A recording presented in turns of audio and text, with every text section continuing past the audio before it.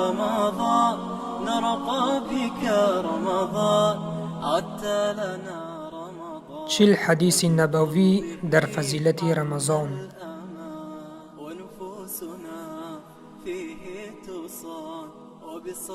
به نام خداوند بخشنده و مهربان. از ثوبان خداوند از او راضی باد روایت است که پیامبر صلی الله علیه و سلم فرمودند: روزه ماه رمضان ثواب 10 ماه را دارد و روزه 6 روز بعد آن ثواب 2 ماه را دارد و این با یک جایگی ثواب روزه سال است.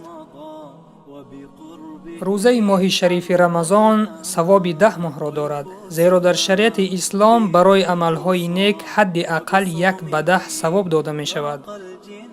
همچنین 6 روز از ماه شوال روزه داشتن حد اقل ثواب 60 روز را دارد. از این رو انسانی که ماه رمضان را با اخلاص روزه می دارد و بعد از آن 6 روز ماه شوال را روزه می گیرد، با اذن الله ثواب 1 ساله را نائل می شود. عدت لنا رمضان وبقربه عم الأمان ونفوسنا